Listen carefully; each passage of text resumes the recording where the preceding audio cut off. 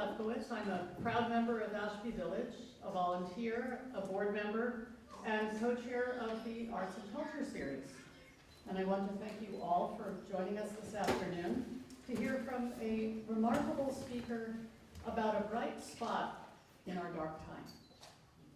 A few housekeeping details before she starts to speak. Please first silence all your devices. The restrooms are labeled in 3 locations. One is just out the door there, one is just out the door that way, and a third one out that way as well. Each of them is open to everyone, just like your bathroom at home.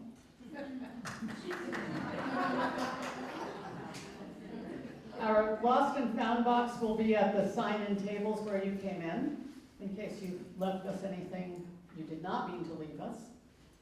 And we're going to be filming and taking photographs. So if you do not want to be filmed or photographed, please move and sit near the back.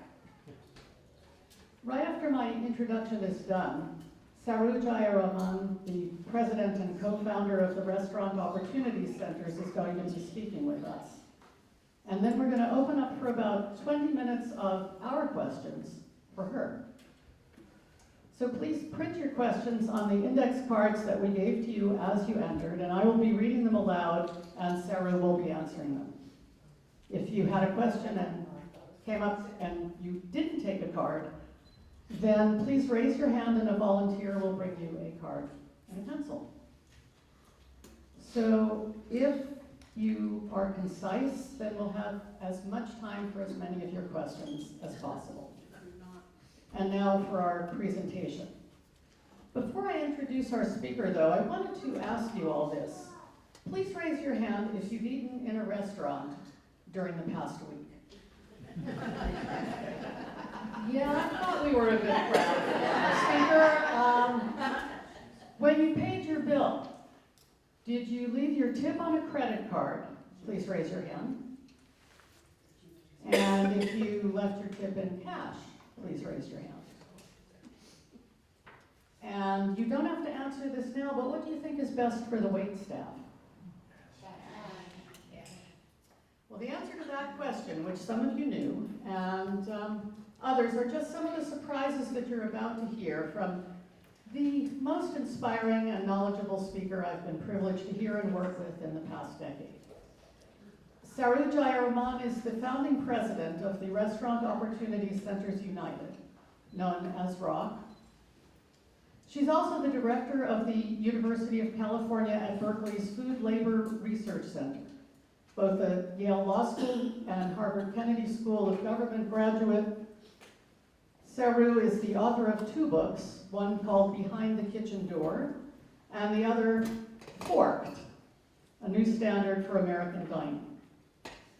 Today she's going to share with us the challenges that people who cook and serve our food face, ranging from America's lowest legal wages, which are still $2.13 an hour in 43 out of 50 states in this country, to the highest sexual harassment rates of any U.S. industry. Fortunately, under Saru's leadership, ROC is making great strides, thanks to the growing number of restaurant workers, owners, and diners, like us, all working together to secure one fair wage. She's done everything recently from backing a winning referendum in Washington, D.C. this spring to raise the tip wage in our nation's capital, to being Amy Poehler's date at this year's Golden Globe Time's Up Me Too Awards. And she's gotten Berkeley legend Alice Waters and hundreds of other restaurateurs to join RAISE, which is ROC's alternative to the National Restaurant Association, also known as the other NRA. Thanks to hundreds of thousands of signatures that ROC got to the Labor Department, it withdrew a proposed regulation that would have given restaurant owners the right to keep all of their employees' tips. So she will be crisscrossing the country this fall to help pass OneFairWage, including through a ballot measure in Michigan and in New York State's legislature. And now, ladies and gentlemen, I would like to introduce Saru.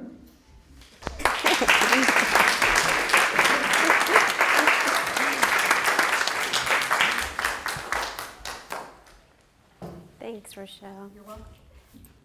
Oh, I guess I have this. Can everybody hear? Should I use No, this? yeah. Okay. Hi, everybody. How are you this afternoon? Thank you so much to Rochelle for putting this together. Rochelle didn't mention it in her own introduction, but she was actually a founder of our consumer organization, which is called Diners United, and she's been very actively helping us win this fight. So big kudos to Rochelle for putting this together and for being part of this. I also want to introduce my family who came today, Helena and Akila, who's helping with the books, my daughter.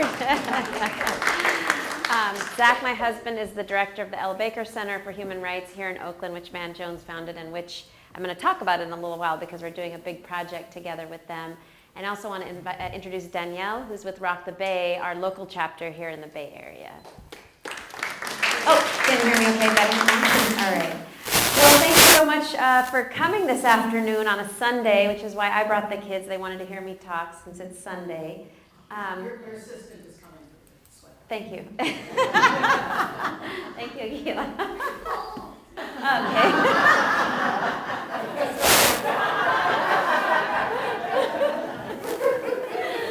So they might be stepping out a little bit later. But I do appreciate you all having me. Let me give you a little bit of background about me and the work. I want to talk to you about what's happening nationally, and then I'll come back home and tell you what's happening here in the Bay Area in the restaurant industry. Well, my background is that I am the child of immigrants from India. I grew up in East LA, in east of East LA, actually. Ended up going to UCLA undergrad, and as you heard, I went back east, Harvard and Yale for graduate school and law school. And right after law school, ended up working at an immigrant worker organizing center out in Long Island, New York, when 9/11 happened.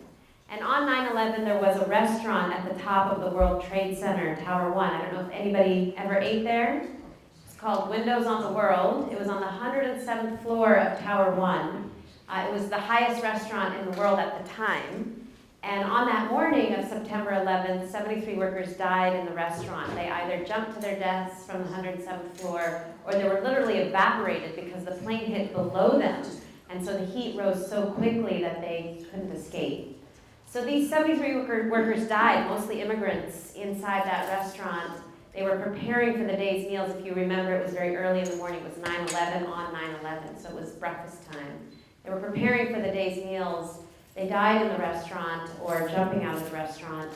And I was asked, as a young attorney at the time and organizer, to start a little relief center in the aftermath of the tragedy for the 250 workers who survived, who were not there that morning in the restaurant, and the 13,000 restaurant workers who lost their jobs in New York City following the tragedy. In the months and weeks following the tragedy, nobody was eating out, there were no tourists. And so we, as a little relief center post 9/11, were bombarded with workers from all over New York City asking for help, asking to get back on their feet, asking for jobs. And so we started this organization at the time called the Restaurant Opportunity Center, or ROC.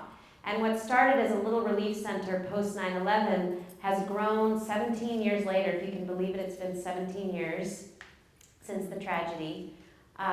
It's grown 17 years later. We now have 130,000 workers, restaurant owners, and consumers all working together, as Rochelle said, for better wages and working conditions in the restaurant industry. And we've done a lot of things over the last 17 years. We've done a lot of research, so you're going to hear me give out a lot of data, statistics, which is based on 17 years of research, tens of thousands of surveys with workers, thousands of surveys with employers, many reports we've published, and 3 books. My latest book is here, if you'd like a copy, called Fort. And so lots of research. That research has been the basis for policy work, local, state, and federal policy work. We've also opened our own restaurants called Colors, one in New York, one in Detroit. We're opening one here in Oakland that I'm going to talk about. It's right across from the Fruitvale BART station. And in these restaurants, we've trained thousands of low-wage workers to move up the ladder into livable wage jobs in the industry. We've also worked with employers to help them change their practices. But through all of this work, we've come to understand what are the major challenges in this industry, because we've come into contact with literally tens of thousands of workers. And we've come to understand that the restaurant industry right now is actually the #2 largest private sector employer in the United States, second only to retail. Retail is everything. Retail is the church bookstore to Macy's to the hospital cafeteria to food retail, Safeway. I mean, retail is ubiquitous.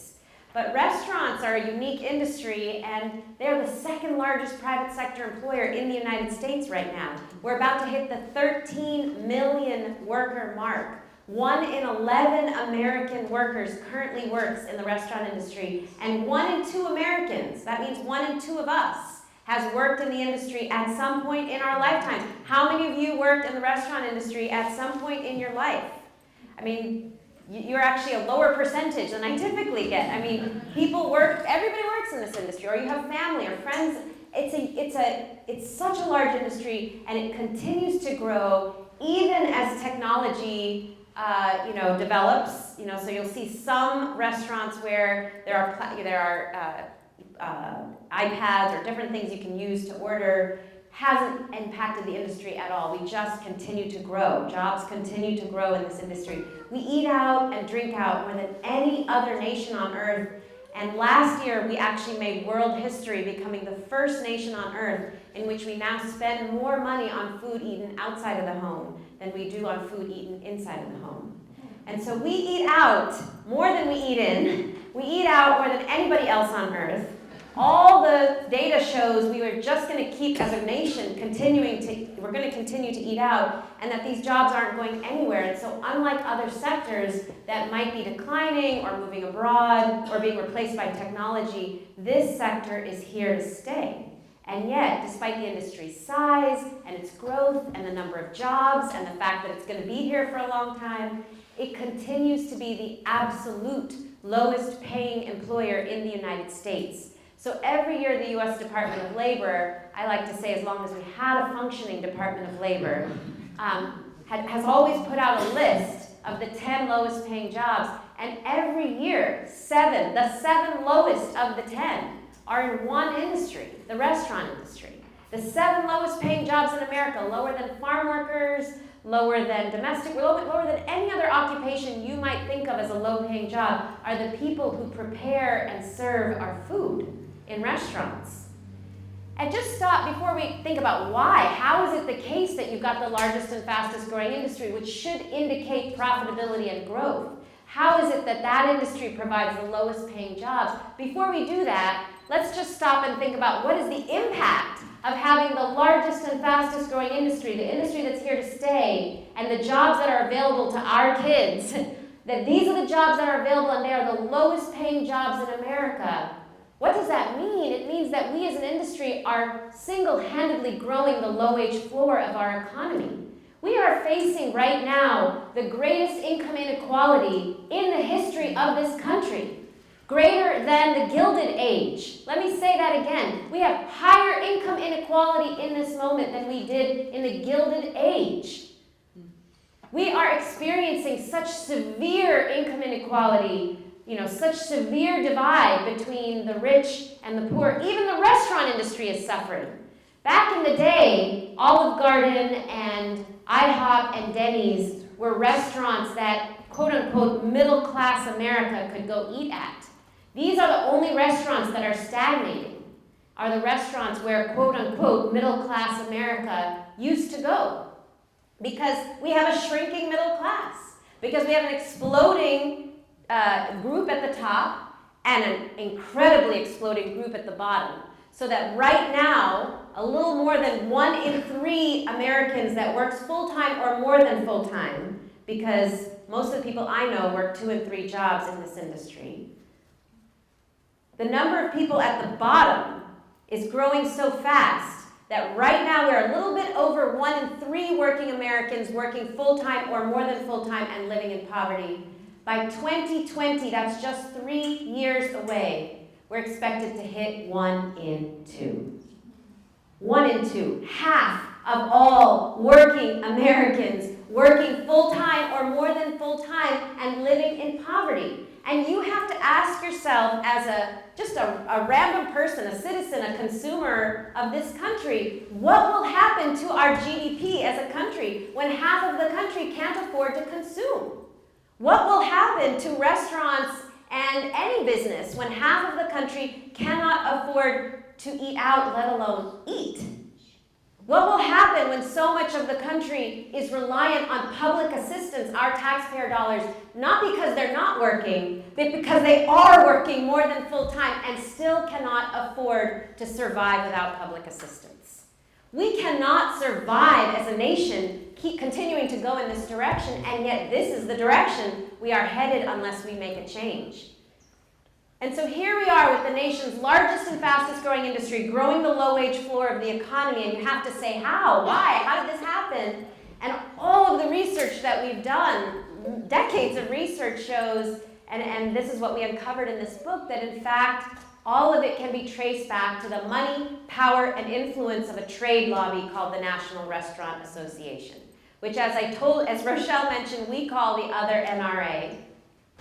It represents the Fortune 500 chains, the Applebee's, the IHOPs, the Olive Gardens. The 4 leaders of the other NRA are McDonald's, you probably would have guessed that. Yum Brands, which is KFC, Taco Bell, Pizza Hut, you probably would have guessed that. Darden, which is the parent company for the Olive Garden and the world's largest full-service restaurant company. They include Capital Grille Steakhouse, Seasons 52, Bahama Breeze, Eddie V's, Yard House, and a bunch of other brands. And the 4th leader of the other NRA, Disney.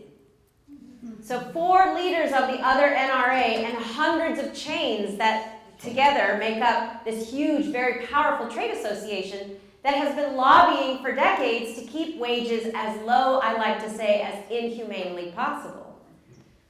Now, I thought this trade lobby couldn't have been around for more than 20 or 30 years. With brands like Olive Garden, Applebee's, maybe 50 years. It couldn't have been around for very long. In doing research for that book, we uncovered actually it's been around for 150 years since emancipation.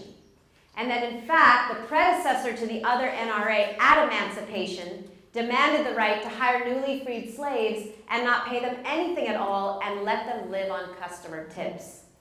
So here's the thing that I didn't know until doing research for this book. Tipping as a practice did not originate in the US. It originated in feudal Europe. So if you read any reference, you read these books, these period pieces, you can read Jane Eyre, or I read a lot of William Thackeray or Jeeves and Wooster, you will see references to tipping. It was something that an aristocrat in feudal Europe gave to serfs or vassals, but always on top of a wage. It was an extra or a bonus or a gift that an aristocrat or noble gave to a lesser as noblesse oblige, right? A gift. When it came to the States, it was around the time of emancipation, 1850s, 1860s. Rich Americans were traveling to Europe and coming back and trying to show off that they knew the rules of Europe. And when they came, there was massive populist resistance to the idea of tipping. In fact, 6 states passed complete prohibitions on tipping.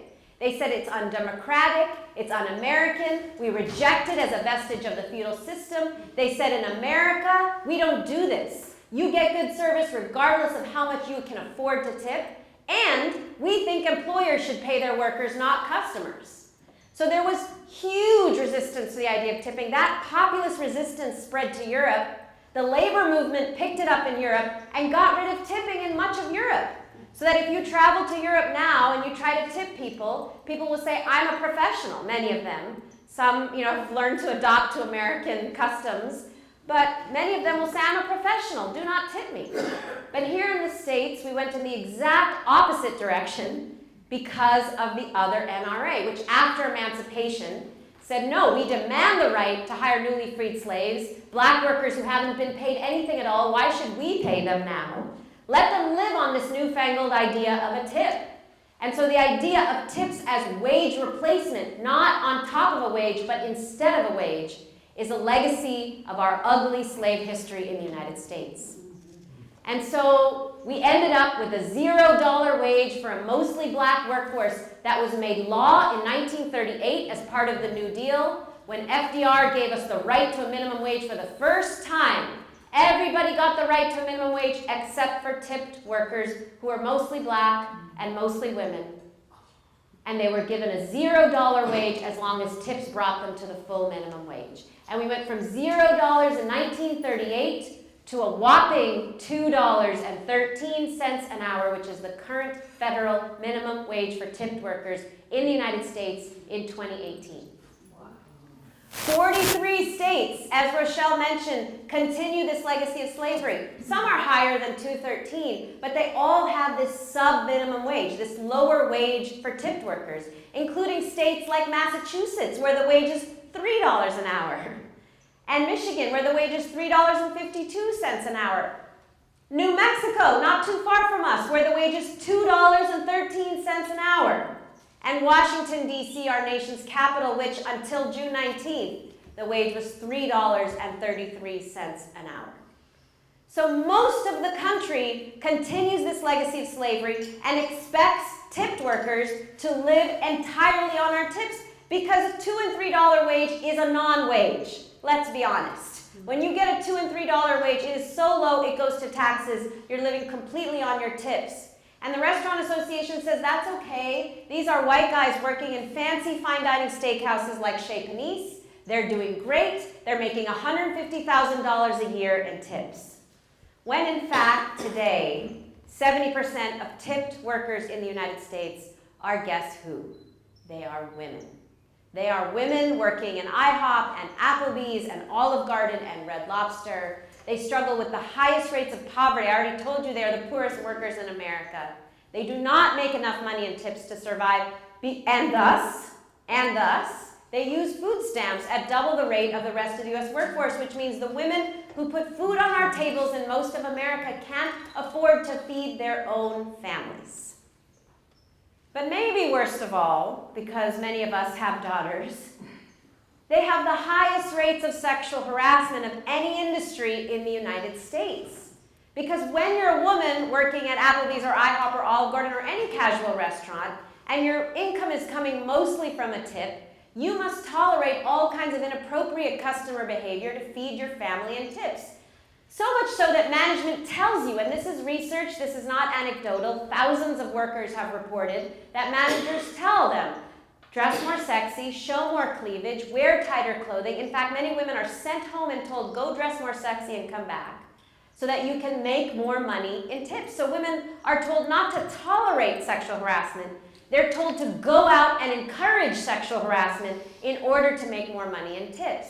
But here's the thing, why do I bring up our daughters? This is the first job for most young women in America. Our daughters and granddaughters, when they are in high school, college, or graduate school, whether they stay in this industry or they just go through it for a couple of years, this is their first exposure to the world of work. This will likely be my daughter's first job.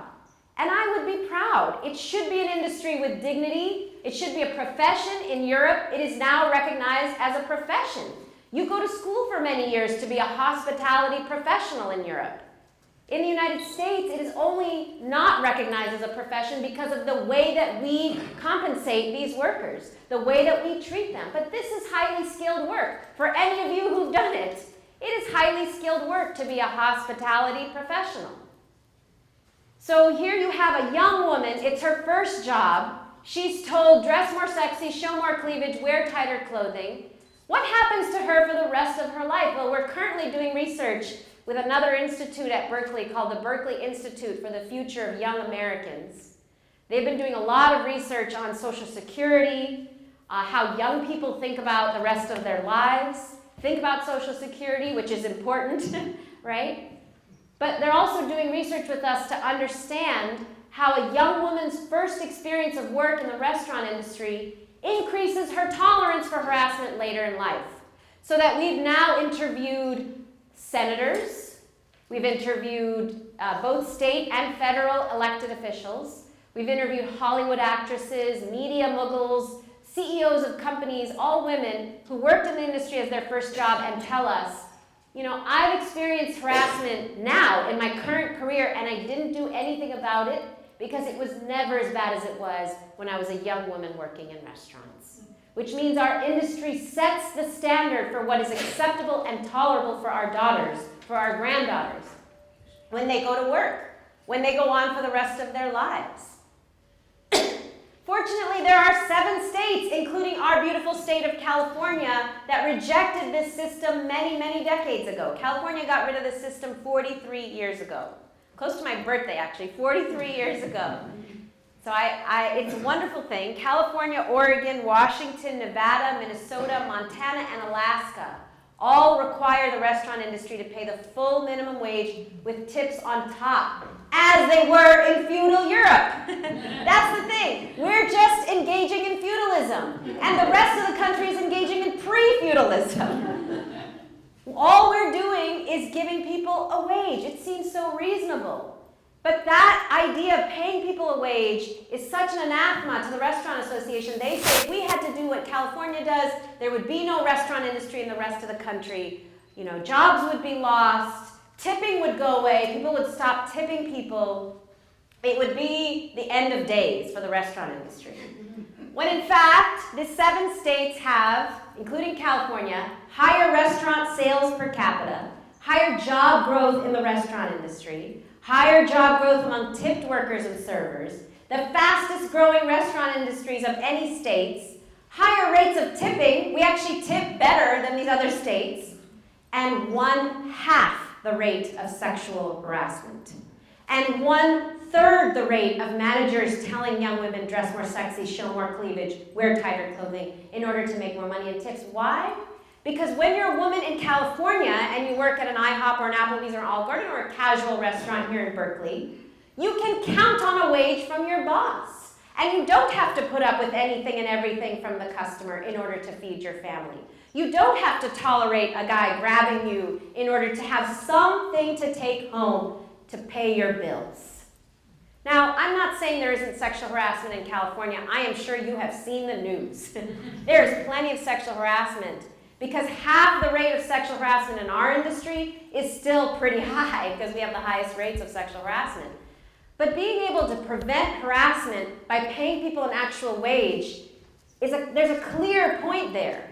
The more power you give a woman on the job, the more independence and self-sufficiency you give her, the less dependent she is on the whims of customers, the less harassment you're going to see.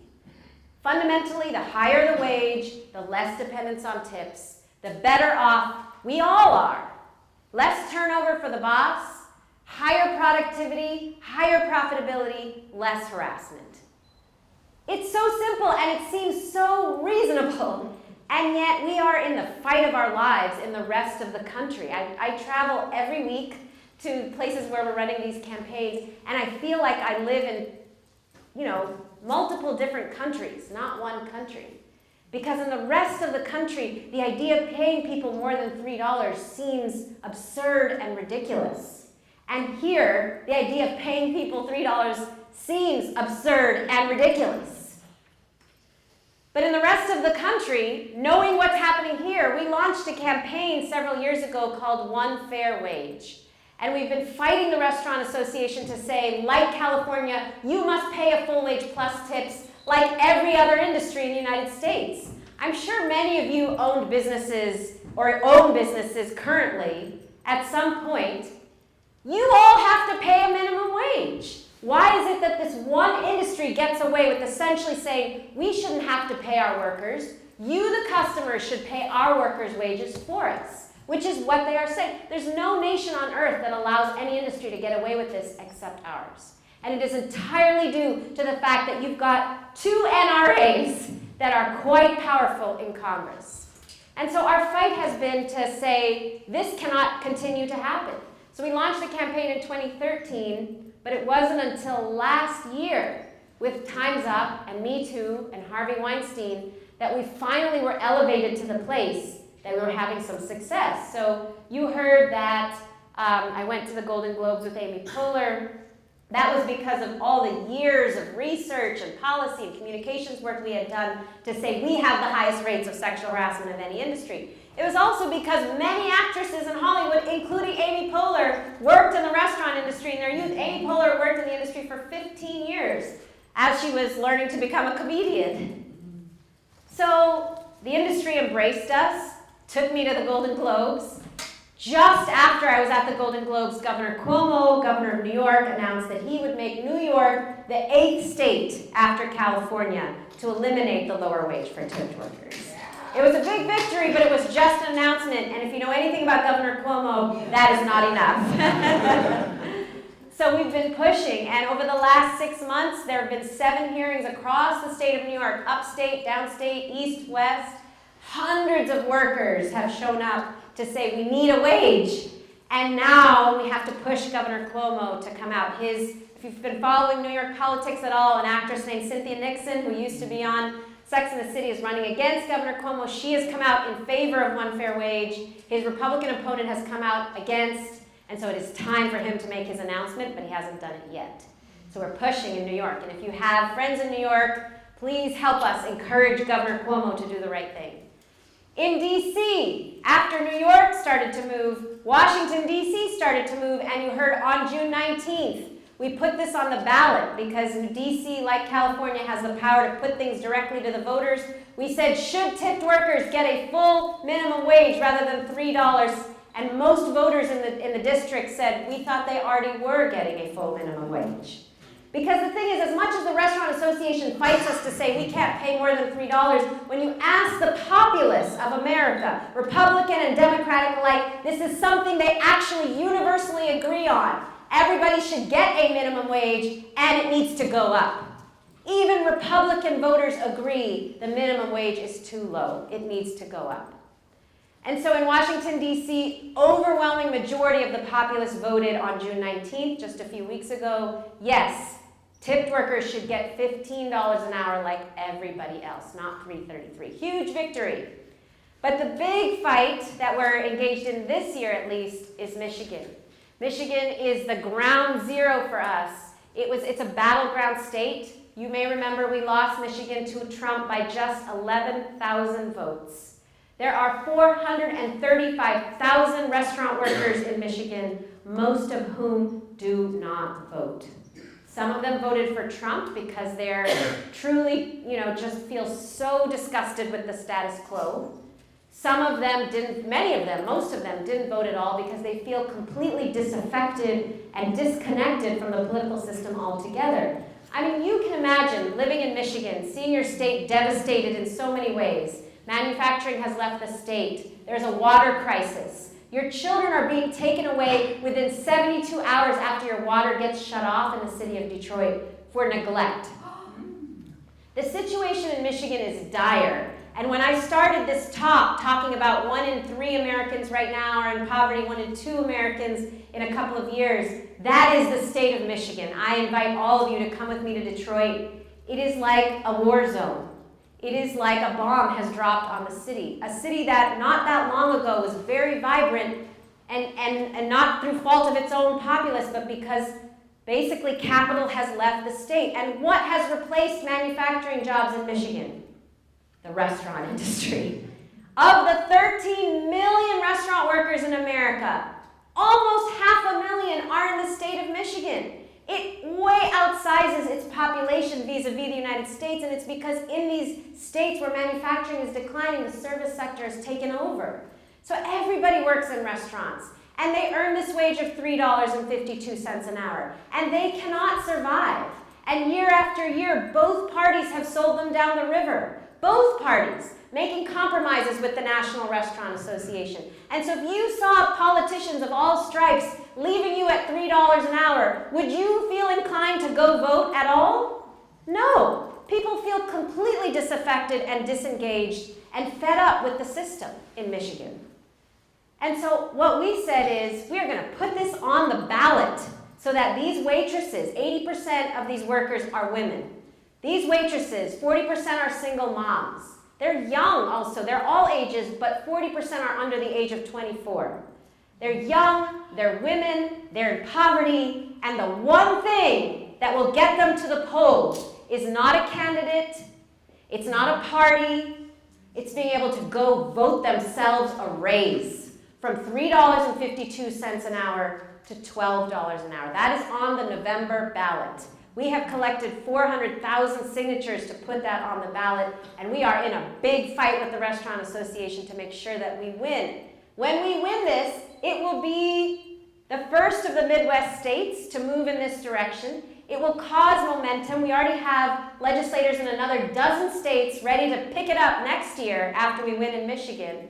And then, after winning in multiple states, all of the Democrats in Congress have already agreed that when they can take back the House and the Senate, we will get one fair wage. So we are on a pathway to making a historic change in this country, a change that's 150 years in coming since emancipation. But it will take winning these campaigns and fighting the Restaurant Association to get there, and it will take defending it here in the state of California. So let's come back to California. Here we are, we're doing better, we have higher wages, we passed $15 an hour in the state, no lower wage for tipped workers. We should be in paradise, right? Except the one thing we didn't do while we were working to raise wages here, which was such an important fight, was that we didn't pay attention to who got those jobs as wages went up.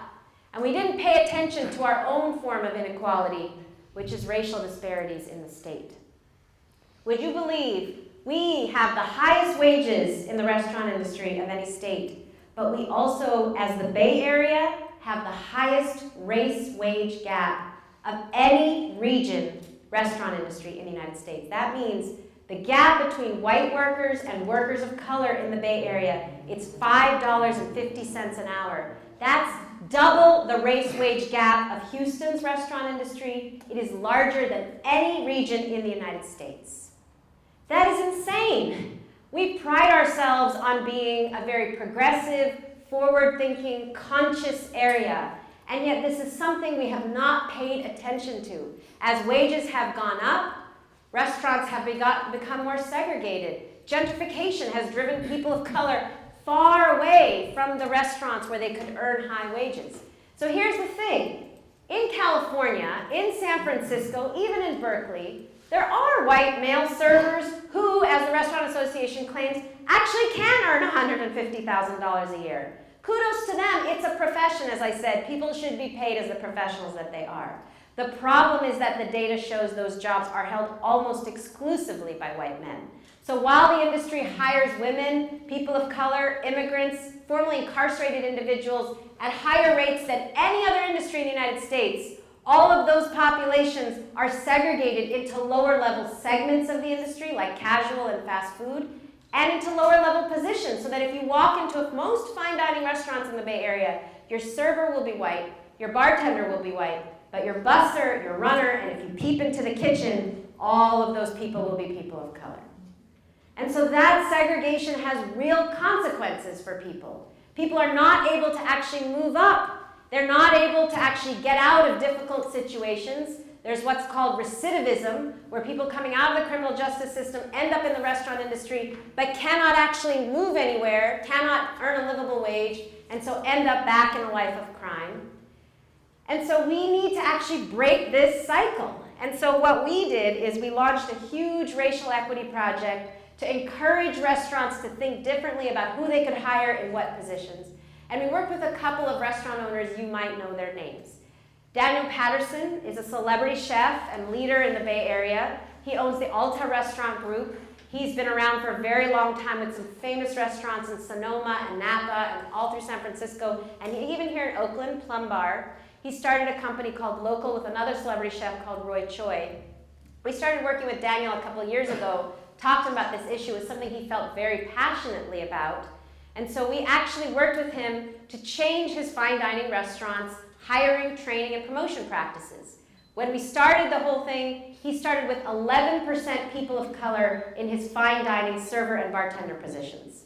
Today, he's at 60% people of color in his fine dining server and bartending positions, just by thinking a little more intentionally, doing training, hiring from our training programs, just thinking a little bit differently. So we worked with Daniel, we worked with a restaurant company called Homeroom here in Oakland. We've worked with actually about 80 restaurant companies in the region to help them move to higher wages, less dependence on tips, and greater equity. And we've also worked with workers. We've been training thousands of workers to move up the ladder into livable wage jobs. Well, we decided to make that even bigger. Together with the L. Baker Center, which my husband runs, although he had to leave, we bought a building across from the Fruitvale BART station called Restore Oakland. The first floor will be the largest colors restaurant in the country. The second floor will be what's called restorative justice activity, where people who are engaged in the criminal justice system can get out of it through mediation. Basically it's an alternative to prison and jail that keeps people in community and allows them to move up in their lives and through jobs that they get in the restaurant downstairs. There will also be a housing clinic in the building to allow them to deal with their housing situation. So this building will really be an inspiration, I think, to the rest of the country. We're already getting calls from other parts of the country saying, how can we do what you're doing in Oakland? The building will open next year. And we'd love to engage anybody who wants to be a part of it to come have a tour of the building and see. Most of all, we hope you'll come eat at the restaurant next spring when it opens in March. So there's lots that we can do. And one last thing I'll mention that we would love to engage all of you in is that we need to hear from consumers how we can support restaurants that are doing the right thing like Daniel and encourage more restaurants to do the same. We've created an app that tells you which restaurants are doing the right thing, but we actually want to find a way to reach more consumers, educate them on these issues, and get your help. The group that Rochelle was a part of has done some incredible things. One of the most important things they've done is actually introduce us to very well-known restaurant owners in the region who've helped convince restaurant owners in other parts of the country that we all need to change. We need to get rid of this antiquated $2.13 an hour, and we need change. So the group that Rochelle was a part of introduced us to Blue Bottle Coffee, a nationally recognized, you may know it, it's in Oakland, it's a really great gourmet coffee chain.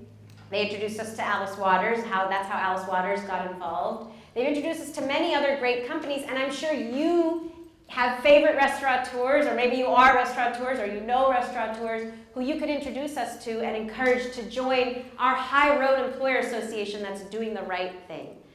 So I'm just going to leave you by giving you just 3 things that I think would be great to work together on.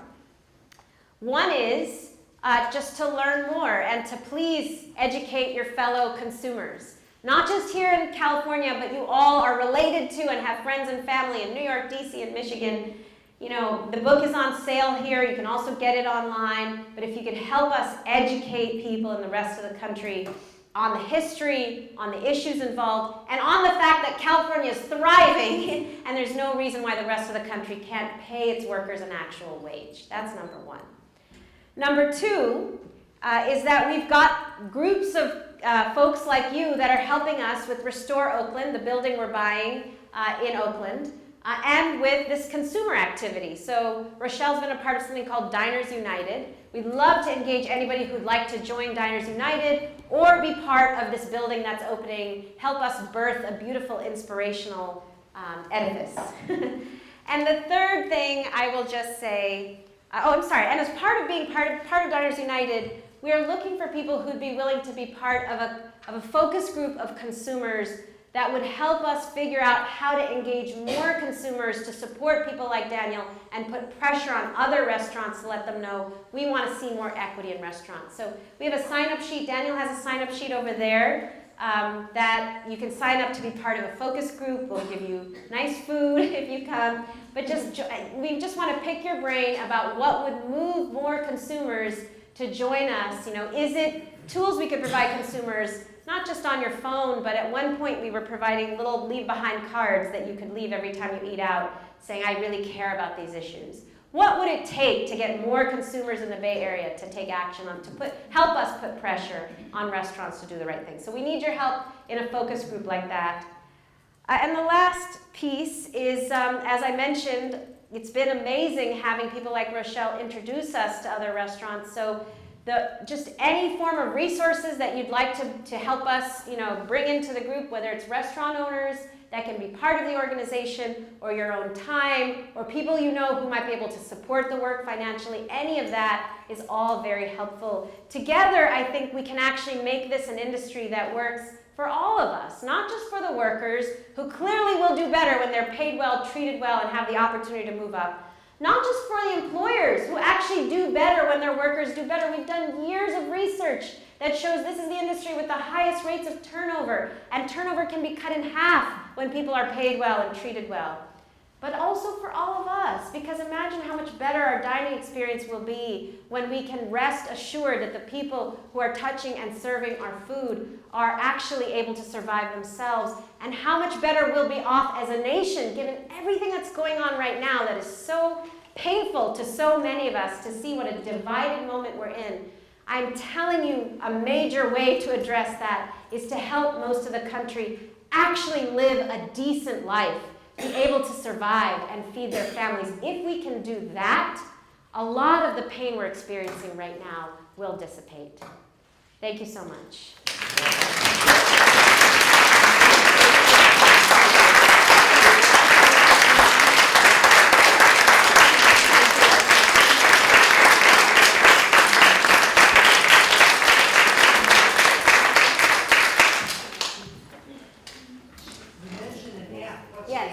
It's called the ROC National Diners Guide. You can download it. It's a little outdated because we're about to overhaul it, but you can look at it right now. You'll see there's not a ton of restaurants listed in the Bay Area right now because we've actually recently got about 80 new restaurants to join, but they've not been updated. But that's also why we need your help to reach more restaurant owners to get them engaged in the app. ROC National Diners Guide. And our website is rocunited.org. So www.rocunited.org. So as often is the case when I've heard Saru speak, kind of hard to know what to say. She's given us a lot of important information and impressive things to think about and to carry forward. So we're now going to open up to your questions, because part of the way, as she keeps saying, this changes is with us. So I am getting some of your questions through some of these index cards. I will ask them. Saru will do her best to answer them. And the first one is, why isn't the minimum wage for restaurant workers on the news every week? Will receiving a more equitable wage raise eating out or make it much more expensive and impossible for people? Great questions. So why isn't it on the news every week? Well, think about this. Before Parkland, why wasn't gun violence in our country on the news every week? The National Restaurant Association, like the National Rifle Association, is an extraordinarily powerful, well-funded trade lobby that controls Congress, controls most state legislatures, and is able to also control the media. I remember a time in New York, I lived for New York in many years, that's where we started the organization, where the New York Times actually told us they couldn't report on a campaign we were running against a very well-known, very fancy restaurant company that wasn't paying its workers properly, because that company took out full-page ads in the New York Times. So these lobbies have tremendous power, corporate power, and it's up to us to spread information that is not given to us by the mainstream news. Sometimes we break through. When we won in DC, we did make national headlines. Sometimes we make the headlines. But so much happens that we don't even know about. In the midst of the insanity of the last year, Rochelle mentioned something that I'm sure most people had no idea about, which is that in September, President Trump got together with his best friends at the National Restaurant Association. He's a member, by the way. Don't forget he owns restaurants at Mar-a-Lago and all over the country. So he's a member of the National Restaurant Association. They got together They basically were moving a rule through the U.S. Department of Labor that would make tips the property of owners now and forever, rather than the property of workers. And so I will tell you, I thought there was no way we could win that. I myself, I'm the head of the organization, I always have to maintain kind of a positive, and we can do this, and let's go fight. I myself thought there's no way we could win this, because they control the federal government, they control Congress. How could we ever stop this? Nevertheless, we mobilized 400,000 workers, employers, and consumers who submitted letters to the Department of Labor, 8,000 calls into the Department of Labor. We threw banners off the side of the Department of Labor building. We worked with the press, which exposed that the administration had hidden data that they had uncovered showing the impact on workers. And finally, in April, after months of fighting, we won a bill that was bipartisan support, Republicans and Democrats, that makes tips the property of workers now and forever. It was huge. I mean, again, you didn't hear either about the rule or about the victory. You've heard none of that in the press, because there is a lot of other stuff going on, but also because it's not the kind of thing that our press typically reports on. They don't report on workers organizing. They don't report on workers winning. So it's up to us to know these things and spread the information. And as to will prices go up, I mean, you live in a state, in a place that pays the highest wages, and a single wage, no lower wage for tipped workers. I will say I travel almost every week between California and DC, and menu prices are exactly the same. I've even tested it out eating at the Denny's in Washington, D.C. and Denny's here. Menu prices are exactly the same. And we've actually, after I did that, spent some time with my researchers at Berkeley looking at menu prices of the chains across the country. They are exactly the same. How is it that states that pay $2 and $3 an hour have the same prices as us at 15? It's because it's not a dollar for dollar wage increase. Here's the thing. It's incredible to me. Food prices have skyrocketed over the last several years. Transportation costs have gone up. Oil obviously has caused the cost of food to go up. None of that seems to impact us when we think about menu prices. We only think about menu prices when it comes to paying people more. And it's because it's the only thing that the Restaurant Association makes a big deal about. If we have to pay these people, menu prices are going to go through the roof. When there are so many other factors that go into a menu price. Labor cost is a third of the total cost of your meal, 1/3. And so it's not a dollar for dollar increase. And in fact, when you pay people more, as I've said, there are all these savings that come from less turnover. We have the highest rates of employee turnover of any industry in the United States. Our turnover rate is about 300%. That means 3 turns in one position in 1 year. Think about the money that goes into retraining and rehiring and recruiting. We actually quantified it with folks at Cornell. It costs the chains millions of dollars annually to recruit, retrain, rehire. So why not put that money into just paying people so that they can stay in the job? Customers have a better experience, and we all do better. And we don't actually pay that much more. Bravo. Thanks. So another question we had for you is, in the Bay Area, what would be the wages of a server, a bartender, and are tips shared? Great question also.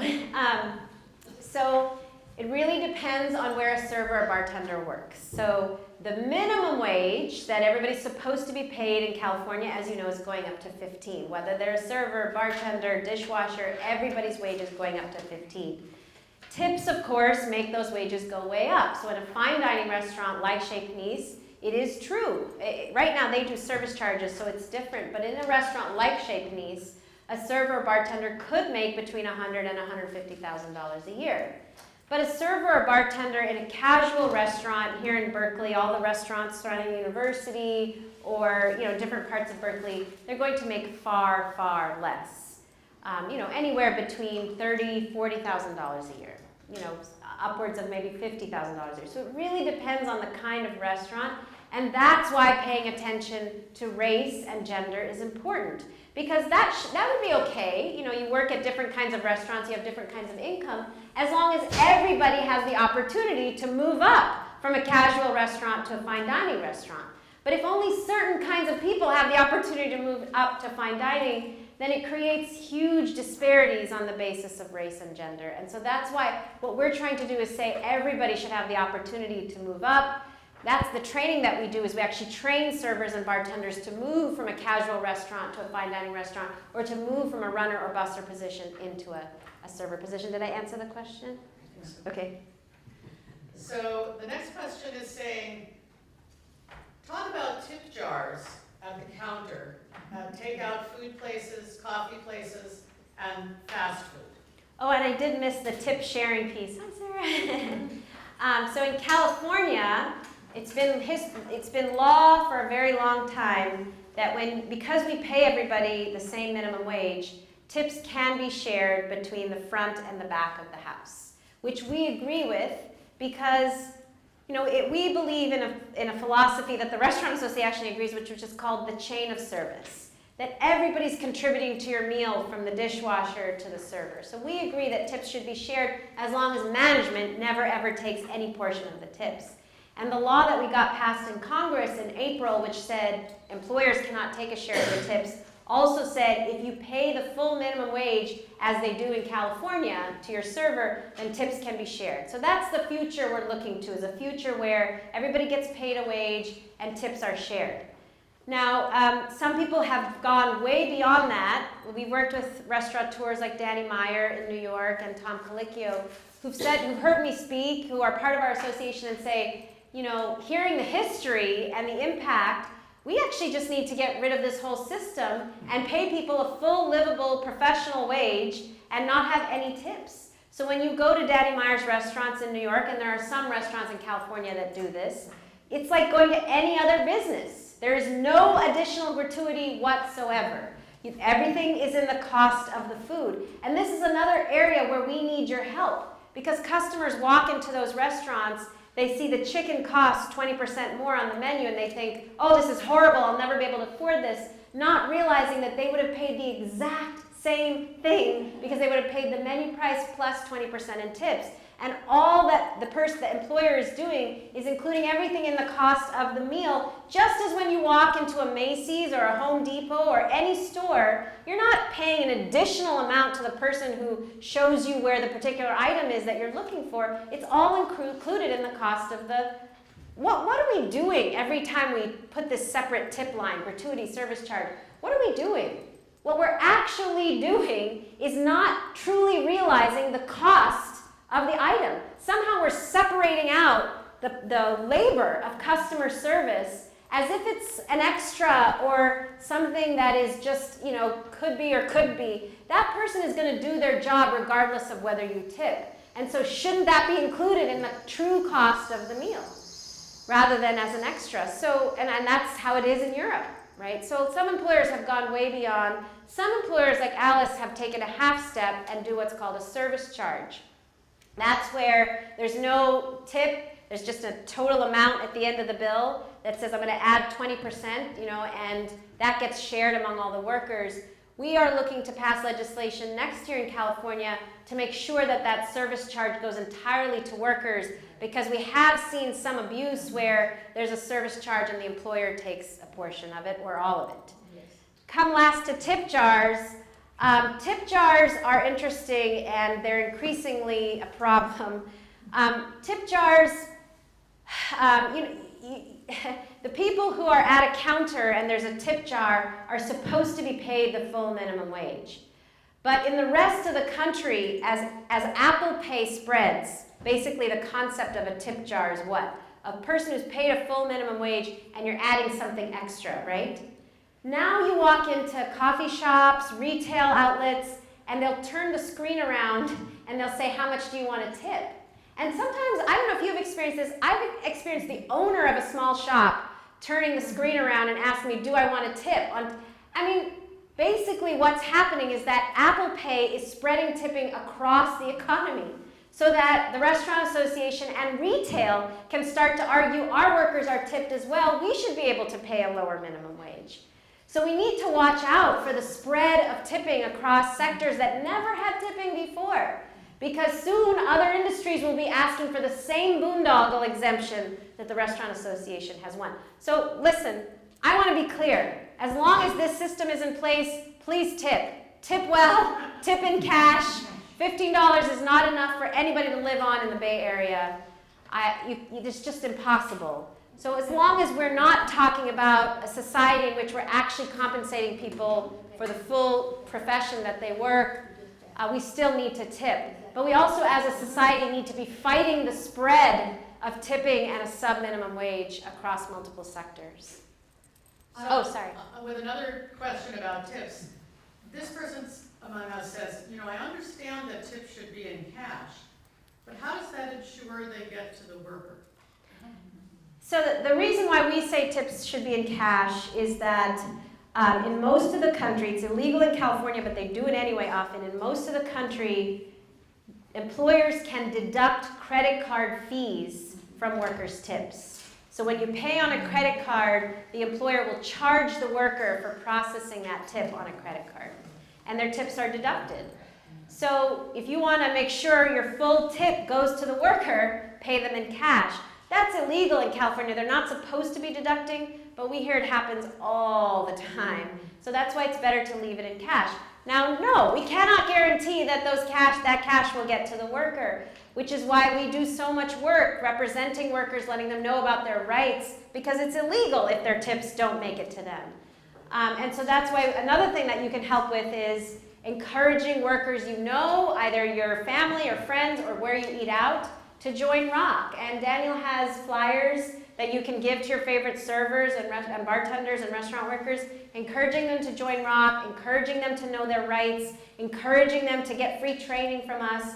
One of the issues we're working on right now that is moving currently in the California State Legislature is fighting against mandatory arbitration agreements. I don't know if you know what these are, but basically a lot of companies force workers when they start the job to sign something that says, I don't have the right to sue you no matter what you do. I'm forced to go into a mandatory arbitration, like a mediation with the company that is completely controlled by the company. And so workers essentially give up their rights signing these mandatory arbitration agreements. We want to make that illegal in the state of California. That legislation is moving through the state, and we have flyers about it that you can also give to workers to tell them to come testify, come get engaged, so we can actually pass this law right now in California. So related to the tip issue again, should you write in cash on the line on your bill that you get in a restaurant? You can do that. I think the more important thing to do is to communicate with restaurant employers, managers, and owners that your values. Show them the app. Tell them, as a consumer, I believe in livable wages, no sexual harassment, equity, and that workers get their tips. Here's an association, I can show it to you on my phone, that of restaurant owners that believe in this, like I do, like Daniel Patterson and Danny Meyer. I encourage you to join this association. As a consumer, I'd like to see you get a good rating in this app. That's actually the most important thing you can do. So rather than writing in cash, perhaps we can work together as we do these focus groups to create cards you can leave behind that actually communicate your values. Another question is, how does the added tax for the back of the house staff in California affect what you're doing? There should not be added tax. Comment on that? That's what they're doing now. They're putting a 2% added tax. And when I asked the owner of That's the a fraud. restaurant, Yeah. she got really angry. Well, that's and the said, thing. this is just for the back of the house. And I said, this is not right. It's not right. She pretty much showed me the door. Wow. Well, workers can actually report her. You can report her to the Better, yes, as a consumer you can report to the Better Business Bureau, but workers can also report because that's completely fraudulent. And there's a history of restaurants in the Bay Area trying to add things that are not appropriate. So in San Francisco, the voters passed a mandatory health care bill that said employers either need to pay for health care or they need to pay into a fund that provides their workers with health care. Well, the restaurants in San Francisco got together, the association got together at the time and said, let's all add a surcharge, healthcare surcharge, as basically an FU to the voters.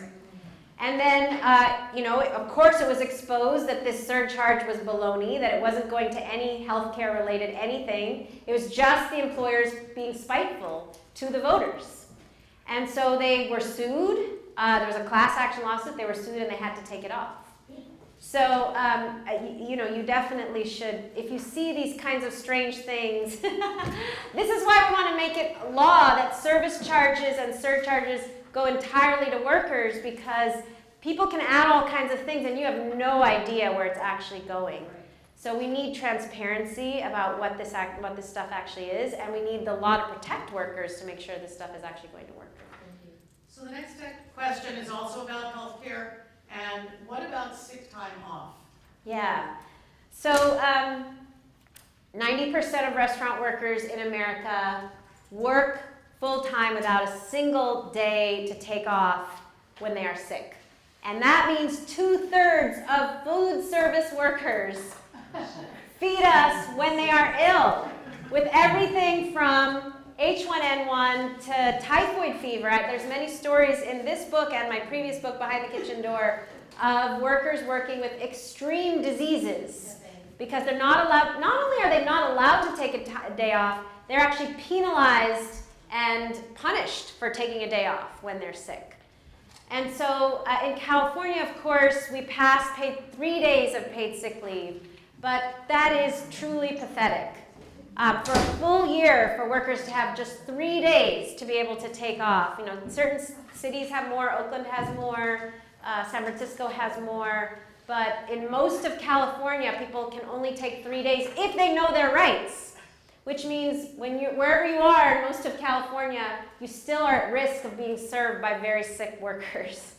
So we need more legislation to allow workers to take a day off when they're ill. And in the rest of the country, this is very related to the sub-minimum wage, because even if you have the right to take a day off, if you're paid $2 and $3 an hour and your income comes entirely from being there and getting tips and showing your boobs to get the tips, you're not going to take a day off ever. You're just going to keep going so that when you're sick, so you can make money in tips. So we need both required paid sick leave and a full wage for workers. And the final question that I have for you here is, what is your recommendation to turn out the vote this fall? Oh, I'm so glad we ended on that. Look, my husband and I were just talking about this as we're driving over because, I don't know about you, but all of our hearts are breaking. The country's breaking, and our hearts are breaking. Our hearts are breaking to see children separated from their parents. Our hearts are breaking to see our president engage in treasonous acts. Our hearts are breaking to see the environment decimated, and there's only one way to fix this. And it's actually not just getting a different person in the White House. It's actually changing the way we engage politically in this country. We cannot survive, even with a different president, with most of the country not just not voting, but unable to engage politically because they're working 3 jobs.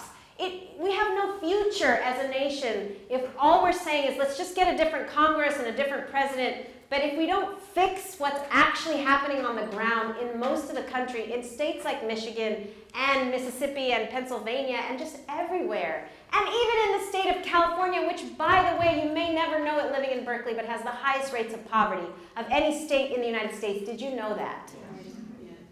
It's unacceptable. It's unacceptable for a state as wealthy as we are and a country as wealthy as we are. It's unacceptable.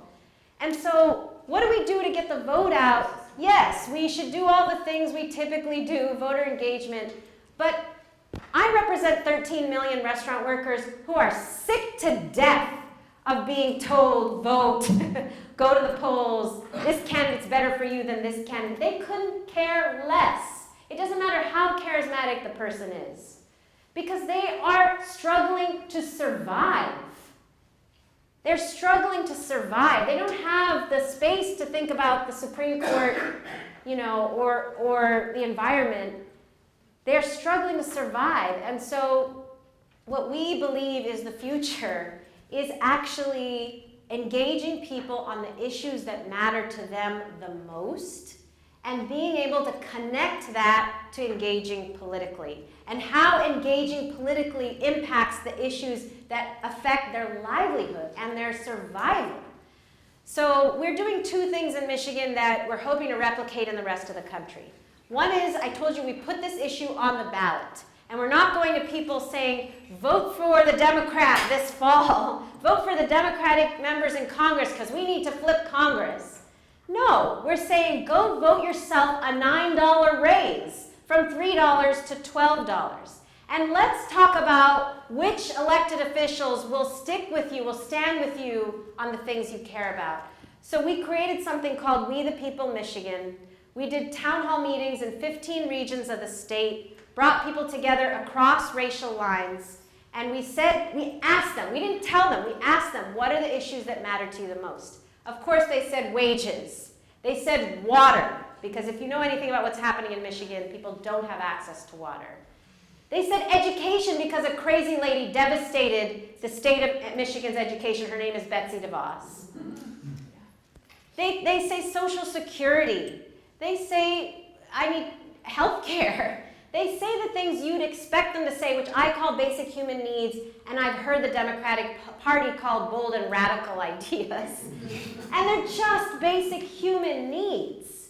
And so, people are coming up with this list in 15 regions of the state. Next Saturday, we're taking Jane Fonda and Lily Tomlin, and we're going to be at the statewide convention called the We the People Statewide Convention on Saturday, where people are coming together from across the state, putting together their platform, and then going to the elected officials and saying, who's going to stand with us?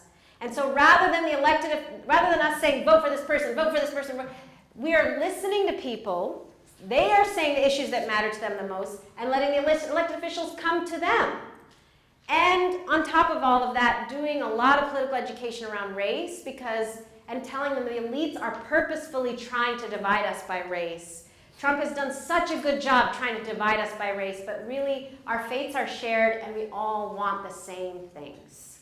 And so that is a process that's working that we're hoping to replicate in many states. The second thing that we're doing is we're training thousands of restaurant workers across the state about reaching their peers and understanding how voting this fall actually impacts their life, impacts their wage, but also impacts their life, impacts their right to an abortion, right? Impacts their right to, have clean water, impacts everything. And so a lot of it is not, again, going to people and saying vote or ignoring them altogether, which is also what happened in 2016, but doing a lot of listening and a lot of bringing people together and a lot of engaging people. That is the only way we can win. And so my hope, I'm going to close there, but my hope is that if you don't take anything else away, you may have lots of other things that you're thinking about right now in terms of our political landscape. There are lots of issues we're all worried about, whether it's immigration or environment or Russia or whatever it is that we care about. What I'm here to tell you is I represent the largest workforce in America, the largest voting base or non-voting base in America. There is no way to change anything on any of these issues unless we actually address the survival needs of the largest and fastest growing industries, workforces in America, as we are simultaneously working with them to change the politics of this country. Thank you.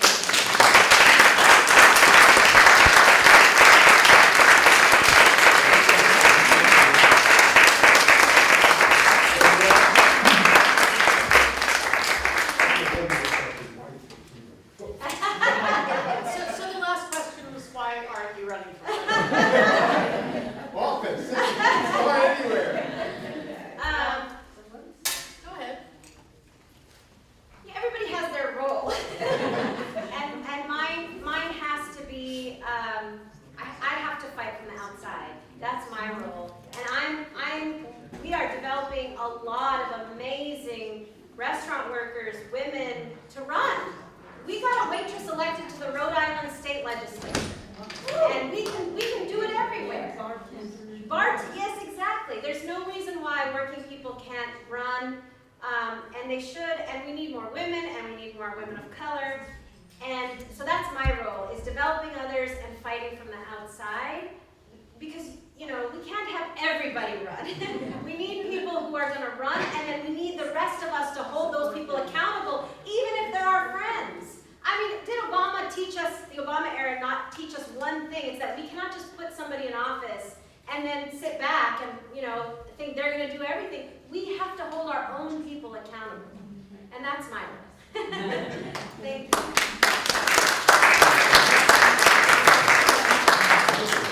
So just a few things before we close, besides thanking Saru for an incredibly inspiring presentation. And thank you all for your comments and your questions, and for spending this meaningful afternoon with us. I don't think any of us will ever be able to go out to eat again without thinking about some of what we learned together here today. And just so that you all know, this event is one of the many ways that Ashby Village offers our members and the people we care about, our volunteers, our donors, future members, partners, and community, can I at least say, food for thought. It takes a village to organize an event like this one, so I want to thank everyone involved, to Ashby Village board member and Arts and Culture Series co-chair Marcia Friedman, to the Arts and Culture group members Joanne Carter, Irene Marcos, and Betty Webster, to Ashby Village events coordinator Sigrid Duisberg, to our photographer today Nancy Rubin, and our videographer Howard Kirsch, and to Charlie Deppner, who's going to be writing about this event for our next Ashby Village newsletter, the August issue of Village Voices. I also want to thank the outreach workers who greeted you and carried your questions up front, to Allison Colgan, Christina Holland, Dagmar Friedman, Joanne Carter, and Sigrid Duisberg, and thank you to anyone whose name that I forgot to mention. Our thanks as well go to the North Gray Church for hosting us this afternoon. Please stop by at the ROC table on your way out for information about ROC, for its information about its consumer arm, Diners United, and for the exciting upcoming venture in Oakland, Restore Oakland, which is a ROC building, as Saru explained, that's going to house a restaurant and training program with a career ladder for restaurant employees. That was actually recently previewed at an event that was co-hosted by Ashby Village's co-founder, Shirley Haverford. And please join us for our next Arts and Culture event. That's scheduled for Sunday, October 28th. We're going to be hearing about single-payer and universal coverage in California, the rocky road ahead. Our speaker is going to be Richard Scheffler, who's a professor of health economics and public policy at the UC Berkeley School of Public Health and at the Goldman School of Public Policy. And in the weeks leading up to the 2018 midterm elections, it should be timely and provocative and informative, and perhaps even catch the attention of our future governor. So I wanted to thank everyone here for another thought-provoking Ashby Village afternoon. And if you're not yet an Ashby Village member, consider joining soon. Thanks again.